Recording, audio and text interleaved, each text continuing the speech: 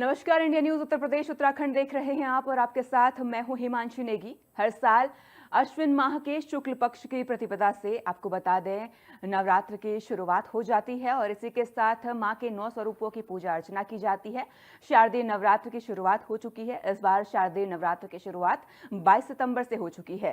इस उत्सव के तीसरे दिन मां चंद्रघंटा की पूजा अर्चना की विशेष में मानी जाती है। धार्मिक मान्यता है कि घर में मां चंद्रघंटा के आगमन से सुख शांति का आगमन होता है। चंद्रघंटा माता को स्वर्ग की देवी भी कहा जाता है, जो सिंह पर सवार होकर असुरों और दुष्टों को दूर करती है। नवरात्रि के तीसरे दिन चंद्रघंटा मां की पूजा अर्चना की जाती है। चंद्रघंटा की कथा के अनुसार महिषासुर नामक एक शक्तिशाली राक्षस ने स्वर्गलोक में आतंक मचाना शुरू कर दिया था और अब तीनों लोकों पर अपना आधिपत्य जमाना चाहता था। महिषासुर के बढ़ते आतंक से सभी देवता चिंतित हो गए थे और उन्होंने त्रिदेव यानी ब्रह्मा, विष्णु और महेश से मदद मांगी। देवताओं की व्यथा सुनकर त्रिदेव बहुत दुखी हुए। इस ऊर्जा से मां दुर्गा के चंद्रघंटा का जन्म हुआ, जिनके मस्तक पर घंटे के आकार का अर्धचंद्र है। इसी वजह से उनका नाम चंद्रघंटा पड़ा। भगवान शिव ने मां चंद्रघंटा को अपना त्रिशूल, भगवान विष्णु ने अपना चक्र और देवराज इंद्र ने अपना घंटा प्रदान किया। इसके बाद अन्य सभी देवताओं ने भी मां को अपने अपने अस्त्र शस्त्र दे दिए। फिर मां चंद्रघंटा महिषासुर से युद्ध करने पहुंची और माता ने अपने अस्त्र शस्त्रों के साथ महिषासुर का वध किया, जिससे देवताओं को उसके आतंक से मुक्ति मिल गई। हर साल अश्विनी माह के शुक्ल पक्ष की प्रतिपदा से शारदीय नवरात्र की शुरुआत होती है और 22 सितंबर से नवरात्र की शुरुआत हो चुकी है। और आपको बता दें तीसरे दिन मां चंद्रघंटा की पूजा अर्चना का विशेष विधान है। आज नवरात्र का तीसरा दिन है। धार्मिक मान्यता है कि घर में मां चंद्रघंटा के आगमन से सुख शांति का आगमन होता है। चंद्रघंटा माता को स्वर्ग की देवी कहा जाता है, जो सिंह पर सवार होकर असुरों और दुष्टों को दूर करती हैं। नवरात्रि के तीसरे दिन व्रती और मां चंद्रघंटा की पूजा के दौरान व्रत कथा का पाठ जरूर करना चाहिए। नवरात्रि के तीसरे दिन मां चंद्रघंटा की कथा के अनुसार महिषासुर नामक एक शक्तिशाली राक्षस ने स्वर्गलोक में आतंक मचाना शुरू कर दिया था।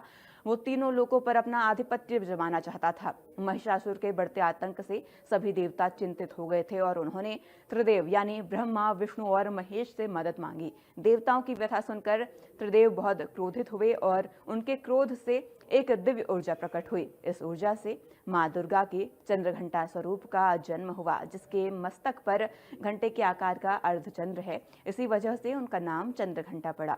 भगवान शिव ने मां चंद्रघंटा को अपना त्रिशूल, भगवान विष्णु ने अपना चक्र और देवराज इंद्र ने अपना घंटा प्रदान किया। इसके बाद अन्य सभी देवताओं ने भी मां को अपने अपने अस्त्र शस्त्र दे दिए। फिर मां चंद्रघंटा महिषासुर से युद्ध करने पहुंची और माता ने अपने अस्त्र शस्त्रों के साथ महिषासुर का वध कर दिया, जिससे देवताओं को महिषासुर के आतंक से मुक्ति मिल गई।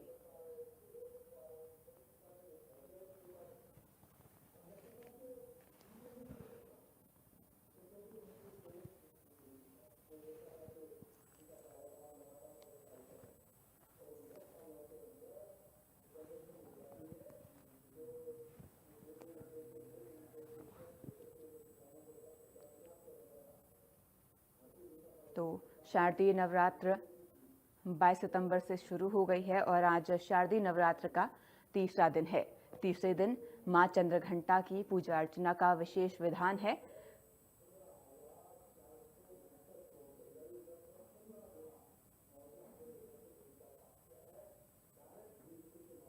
हर साल अश्विन माह के शुक्ल पक्ष के प्रतिपदा से शारदीय नवरात्र की शुरुआत होती है और इस बार शारदीय नवरात्र की शुरुआत 22 सितंबर से हो चुकी है। आज नवरात्र का तीसरा दिन है और माता के तीसरे स्वरूप की पूजा अर्चना की जा रही है।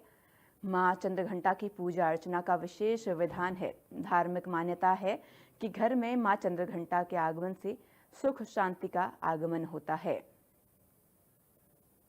चंद्रघंटा माता को स्वर की देवी कहा जाता है, जो सिंह पर सवार होकर असुरों और दुष्टों को दूर करती हैं, कष्टों को हरती हैं।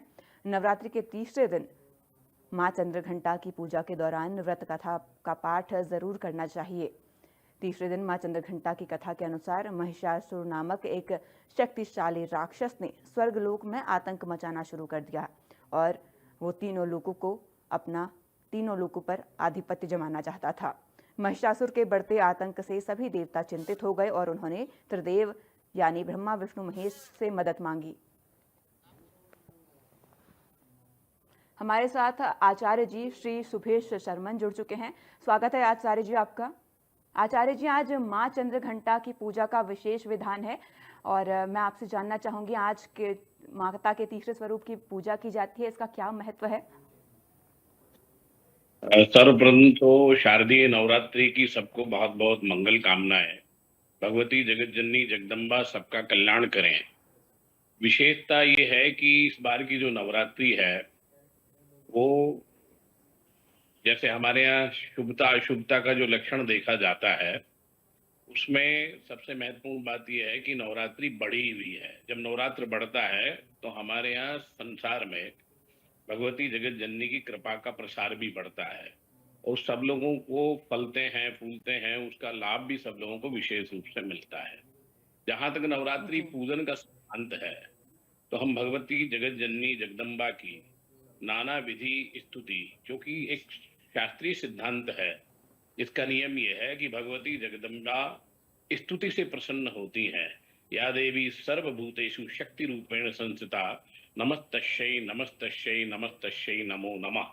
हम भगवान की प्रार्थना जो करते हैं कुछ न कुछ मांगने के लिए करते हैं। मनुष्य को सदा कुछ न कुछ अपने लिए चाहिए, यानी वो कामनाओं के साथ भगवान की पूजा करता है। या देवी सर्वभूतेषु लक्ष्मी रूपेण संस्थिता नमस्तस्यै नमस्तस्यै नमस्तस्यै। हम लक्ष्मी की कामना करते हैं, हम बल की कामना करते हैं, हम सुख की कामना करते हैं, हम संतान की कामना करते हैं, हम ऐश्वर्य की कामना करते हैं, हम विजय की कामना करते हैं।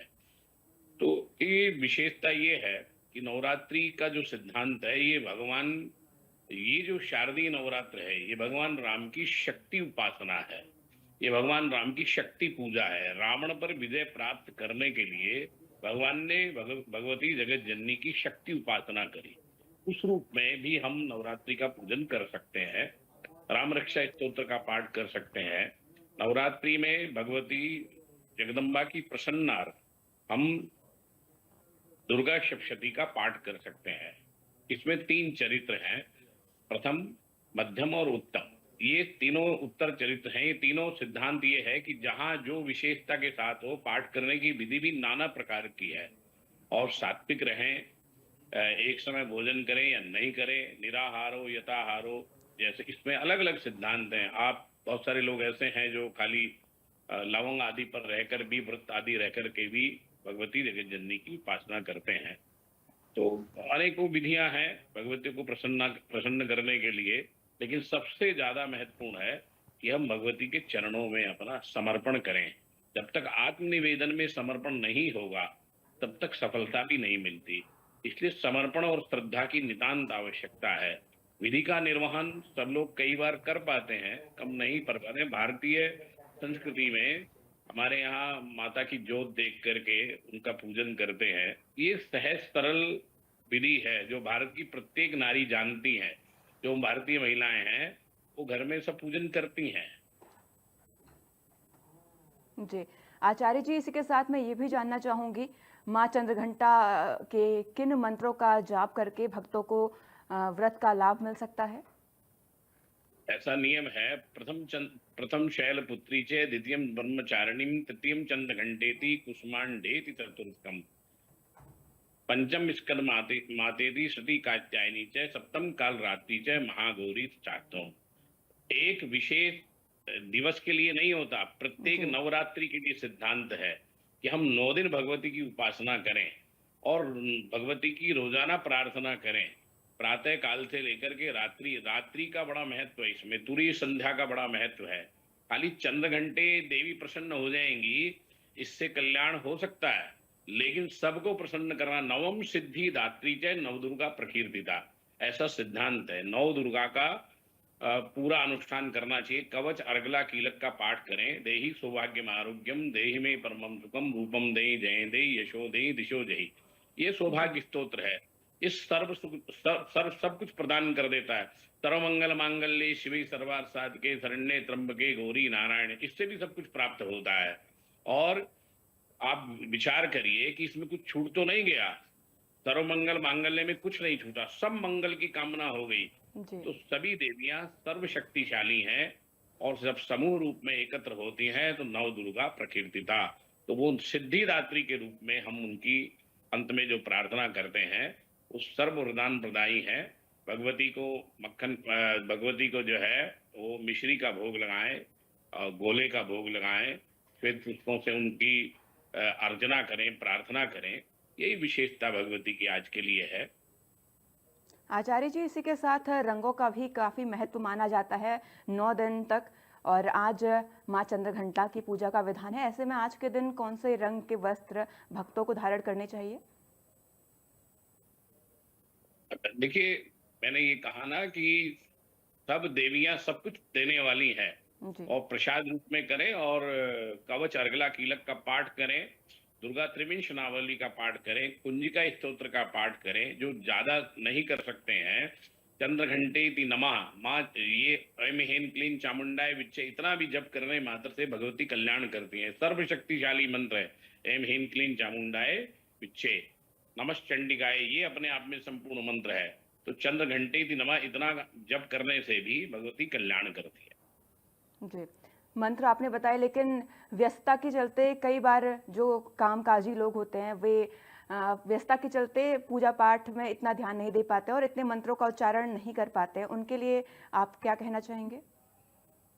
तो ऐसा है कि बहुत सारे जो है वो हमारे कई आचार्यों ने उसका हिंदी रूपांतर भी किया है। जी। तो जिनको मंत्र आदि का अभ्यास नहीं है, या जो उसको हुँ। ठीक से नहीं कर पाते हैं, वो सहज भाव से भगवती जगत जननी को फल पुष्प आदि चढ़ा करके, प्रार्थना करके, अपने मन में जो भी शब्द हो माँ को समर्पण करें। जी। क्योंकि यहाँ जो भाव है ना, वो माता पुत्र का संबंध है। जैसे कहा गया ना, पुत्र को पुत्र हुआ करता है, मात को मात नहीं होती। तो माता तो सदा वरदान प्रदान करती हैं, सदा जी। कल्याण करती हैं। खाली दुर्गाय नमः इतना कहने से भी कल्याण संभव है। जी। आचार्य जी, जैसा आपने बताया, सिर्फ़ दुर्गाय नमः कहने से ही कल्याण संभव है, और ऐसे में आज तीसरा दिन है नवरात्र का। इसी के साथ मैं ये भी जानना चाहूँगी आपसे कि लगातार जो माँ देवी के स्वरूप की पूजा कर रहे हैं आज, उन्हें क्या विशेष यहाँ पर सावधानियाँ बरतनी चाहिए खाने-पीने को लेकर और इसी के साथ पूजा पाठ के दौरान? देखिए, सावधानी ये रखनी चाहिए, आहार आहार शुद्धि अत्यावश्यक है।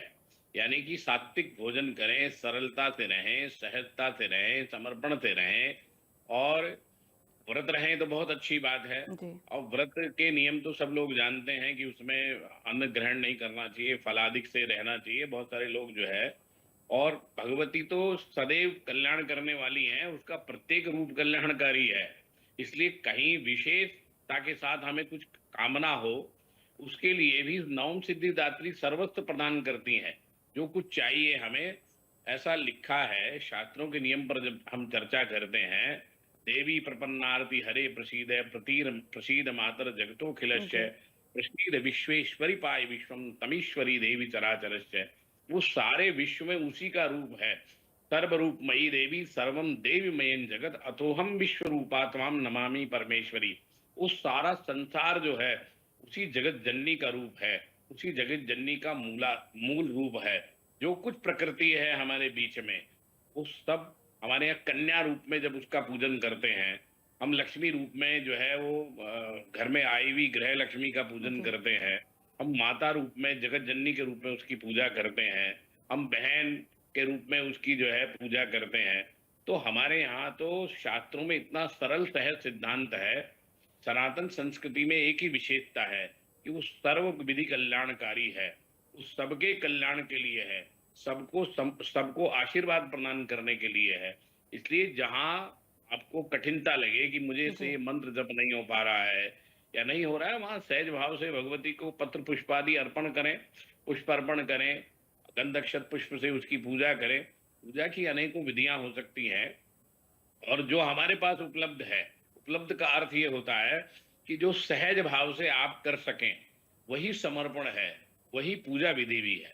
जी। आचार्य जी, एक कथा भी बहुत प्रचलित है महिषासुर के वध को लेकर, और महिषासुर के वध के लिए माँ का जन्म हुआ। तो भगवती जगत जननी के बारे में जब हम देखिए, उनकी जो स्तुति की गई, जी। वो देवताओं पर जब संकट आया तो भगवती जगत जननी की स्तुति की गई। और आसुरी जितनी भी शक्तियां हैं, खाली महिषासुर की बात ही क्यों करें हम, जितनी जी। भी हमारे यहाँ कुरीतियां हैं, आसुरी शक्तियां हैं, उनके विनाश के लिए ही भगवती की प्रार्थना की जाती है। जय जय हे महिषासुर मर्दनी रम्य कपर्दनी से मधुकैटभ का भी किया, शुंभ निशुंभ का भी मर्दन किया। तो भगवती जगत जननी तो सदा आसुरी शक्तियों के मर्दन के लिए ही है। मर्दन का अर्थ सिद्धांत ये है कि हमारे यहाँ कहा गया है कि शुभम भवति कल्याणम आरोग्यम धन संपदाम शत्रु बुद्धि विनाशाय दीपक ज्योति नमोस्तुते। हम जब दीपक अग्नि की प्रार्थना करते हैं, उसमें भी दुष्ट के मर्दन की कामना नहीं है, दुष्ट की दुष्ट बुद्धि के मर्दन की कामना है। उसकी जो विकृत बुद्धि है, जो लोक कल्याणकारी नहीं है, जो विश्व के लिए अच्छी नहीं है, जो समाज के लिए अच्छी नहीं है, उन सब कुरीतियों को दूर करने के लिए ही भगवती की प्रार्थना की गई है। उसी के लिए शक्ति उपासना का सिद्धांत है। हमारे यहाँ सिद्धांत ये है कि हम जो विकृति है, जो समाज के लिए अच्छा नहीं है, जो राष्ट्र के लिए अच्छा नहीं है, जो विश्व के लिए अच्छा नहीं है, उन सब जो अमंगलकारी शक्तियां हैं, उन सबके दमन की प्रार्थना की गई है। और मुझे विश्वास है कि ये नवरात्रि बढ़ी हुई है, इसमें जी। एक बात तो निश्चित होगी, भगवती जगत जननी निश्चित रूप से आसुरी शक्तियों के बल को कम करेंगी, और वो सर्वशक्तिशाली हैं, समाप्त भी कर सकती हैं। जी। तो माँ सर्वशक्तिशाली हैं आचार्य जी। इसी के साथ ये भी जानना चाहूँगी, जैसे इस कथा के अनुसार त्रिदेव ने माता को अपने अपने शस्त्र दिए थे महिषासुर का वध करने के लिए। ऐसे में माता के स्वरूप की हम बात करें तो कितना विकराल माता का स्वरूप और कितना शांत माता का स्वरूप नजर आता है। देखिए, एक बात आप विचार करिए, वो सर्वमंगल मांगल्य भी है। जी। और आप ये देखिए कि मंगल जब होगा, जब आप अमंगलकारी शक्तियों का दमन करेंगे। जी। उसके लिए भगवती का आप दर्शन करिए। 10-20 भुजा, और उसकी 20 भुजाएं, उनके प्रत्येक में कुछ न कुछ है। खड़ग है, और जो है वो भाला है, और मुगदर भी है, कमल पुष्प भी है, वरद मुद्रा भी है। भगवती के पास तो सब कुछ है। हमें क्या चाहिए, हम किस कामना से उनकी प्रार्थना करते हैं, ये महत्वपूर्ण है। और कामना सदैव लोक कल्याणकारी होनी चाहिए। जो मैंने जी। भी मंत्र पढ़ा, उसका अर्थ है सारे विश्व का कल्याण करने वाली, संपूर्ण विश्व को शक्ति प्रदान करने वाली। ये भगवती की विशेष अनुकंपा है। उसी से सर्वविधि प्रार्थना करके हम सब कुछ प्राप्त करते हैं। बहुत सारे महिषासुर का भाव ये है कि जो आसुरी शक्तियां हैं, जो हमारे समाज के लिए अच्छी नहीं है, जो हमारे विश्व के लिए अच्छी नहीं है, उन सबका दमन होना चाहिए। और भगवती तो सर्वशक्तिशाली है, कण कण में व्यापक है, सारी प्रकृति रूप में वो हमारे सामने है, तो वो सर्वशक्तिमान है। जब सब मिलके प्रार्थना करेंगे तो निश्चित रूप से उसका लाभ भी सबको मिलेगा। जी, बिल्कुल। इसी के साथ आचार्य जी, एक और बात मैं आपसे जानना चाहूँगी। ऐसी बातें सामने आ रही हैं कि इस बार 10 दिन के नवरात्र हैं। इस बारे में थोड़ा-सा डिटेल्स में मैं जानना चाहूँगी। जी, मैं दोबारा प्रश्न करेंगे आप अपना? अ, जो नवरात्र 9 दिन तक होते हैं, इस बार 2 अक्टूबर को कहा जा रहा है कि नवरात्र का समापन होगा। ऐसा है कि नवरात्रि हमारे यहाँ तिथि सिद्धांत पर जी। जो है वो पर्व का निर्णय होता है। जी। तो तिथि की जब वृद्धि होती है, तो इस बार नवरात्रि जो है वो वृद्धि पर है। जी। जब तिथि का काल गणना का घटना बढ़ना जो होता है, उसके जी। आधार पर तिथि की वृद्धि है, और नवरात्रि की वृद्धि वृद्धि सर्व विधि कल्याणकारी है। हुँ। निश्चित रूप से जब हमारे यहाँ शुभता का प्रभाव बढ़ना होता है, तो दैवीय शक्तियां अपनी शक्ति को विस्तृत रूप में विस्तार करती हैं, और उसी जी। क्रम में तिथि की भी वृद्धि हुई है। तो तिथि की वृद्धि गणितीय सिद्धांत है, ज्योतिषीय सिद्धांत है। तो नवरात्रि वृद्धि होने का एक फल तो निश्चित रूप से अच्छा होगा। कुछ ना कुछ हमारे यहाँ शुभता बढ़ेगी, जी। संपन्नता बढ़ेगी। हमारे राष्ट्र के लिए भी और विश्व के लिए भी कुछ ना कुछ अच्छा ही होगा। अच्छा जी। होने का भाव सिर्फ इसमें यही है कि सबके लिए अच्छा होगा, सबके लिए, उन सबके लिए अच्छा होगा जो भगवती जगत जननी की कृपा के पात्र होंगे। यही जी। सिद्धांत है, तो बढ़ा हुआ नवरात्रि सबके लिए अच्छा है। जी। इसी के साथ क्या ये मान्यता है कि आज के दिन पूजा अर्चना करने से आध्यात्मिक ऊर्जा जल्दी प्राप्त होती है और बढ़ती है? देखिए, ये दैविक, दैहिक, भौतिक है।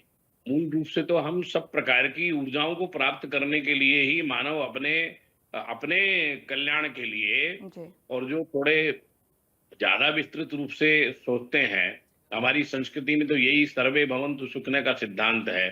तो आध्यात्मिक ऊर्जा और हुँ। आपकी आध्यात्मिक ऊर्जा बढ़े, इसका एक ही सिद्धांत है कि भगवती की शरणागत दीनार्थ परित्राण परायणे, उसकी शरणागति बढ़ जाए, हम उसको सर्वस्व मान करके उसको अपना समर्पण कर दें, तो निश्चित रूप से ऊर्जा भी बढ़ती है और जी। आपकी आध्यात्मिक शक्ति बढ़ती है, आपका जी। चिंतन भी बढ़ता है। हमारे यहाँ शास्त्र कहते हैं शांति अंतरिक्ष, शांति पृथ्वी, शांति रापय, शांति रोगदय। सब जगह शांति की कामना हम लोग करते हैं और हुँ। सब जगह सबका मंगल करने की, सर्वे भवन्तु सुखने का सिद्धांत हमारे शास्त्रों में है। तो हुँ। आध्यात्मिक शक्ति जब बढ़ती है, तो सबके मंगल की कामना का विस्तार भी होता है और जी। वही सबके लिए कल्याणकारी। जी, तो फिर आज आध्यात्मिक शक्ति का जब भी हम पूजा अर्चना करते हैं तो सभी का मंगल होता है और आज माँ चंद्रघंटा की पूजा अर्चना का विधान है आचार्य जी। ऐसे में कई बार ऐसा होता है कि लोग पूजा अर्चना अच्छे से नहीं कर पाते, जैसे कि जो वर्किंग कल्चर की बात करें, कामकाजी लोग हैं जो अपने घर से निकलते हैं, समय पर नहीं पहुंच पाते हैं पूजा करने के लिए, और ऐसे में इस चीज़ को लिए उनको क्या उपाय करने चाहिए? देखिए, ऐसा है कि समय की जो आजकल भौतिक दौड़ में मानव इतना तीव्र गति से चल रहा है जी। कि उसे समय का बोध ही नहीं है कि समय कितना तीव्र गति से निकल बिल्कुल। जाता है। लेकिन इसमें भी ये कहना है कि जहाँ जो जिस भाव से बैठ करके सात्विक होकर के शुद्ध रूप से, मतलब सात्विकता का सिद्धांत हमारे यहाँ पवित्रता से है कि आदमी स्वच्छ वस्त्र पहने और जिस भी अवस्था में है बैठ करके आसन पर कहीं स्थान पर बैठ करके भगवान की उपासना करे। जी। बहुत छोटे-छोटे मंत्र हैं। खाली दुर्गा दुर्गति नाशिनी का सिद्धांत भी है। दुर्गा शब्द अपने आप में इतना महत्वपूर्ण है कि वो सभी प्रकार की दुर्गति का नाश कर सकती है। तो इसलिए आपका भाव जिस मंत्र में हो, जिस रूप में हो, अपनी माँ की पूजा भी तो आप कर सकते हैं ना, कहाँ जी। दिक्कत है वहाँ पर? वो भी तो जगत जननी है, आपके लिए तो जननी है ही ना। निजी रूप से भी जो जननी है, जननी जन्म भूपिते स्वर्गादपि गरीयसी। हमारे यहाँ तो भारत माता को माता माना गया है। संसार में एकमात्र हमारा देश ऐसा है जो हम अपने देश को अपनी राष्ट्र माता मानते हैं, माता की तरह पूजते हैं। हम पृथ्वी की पूजा करते हैं, हम अग्नि की पूजा करते हैं, वायु की करते हैं। तो इसी प्रकार से आप जिस भी अवस्था में बैठे, इसके लिए समय की बाध्यता नहीं है। समय तो आजकल भौतिकता के दौड़ में आदमी को कम ही मिलता है, जी। लेकिन जब भी आपको समय मिले, आप भगवान की प्रार्थना उपासना करें, शुद्ध वस्त्रों में करें, स्नान आदि करके करें, तो उसका फल विशेष है। जी, बहुत-बहुत आभार आचार्य जी, इतने सरल शब्दों में इतनी महत्वपूर्ण जानकारी हम तक पहुँचाने के लिए। तो इसी के साथ आज नवरात्र का तीसरा दिन है और माँ चंद्रघंटा की पूजा अर्चना की जा रही है। सुबह से ही मंदिरों में भक्तों का सैलाब उमड़ा हुआ है।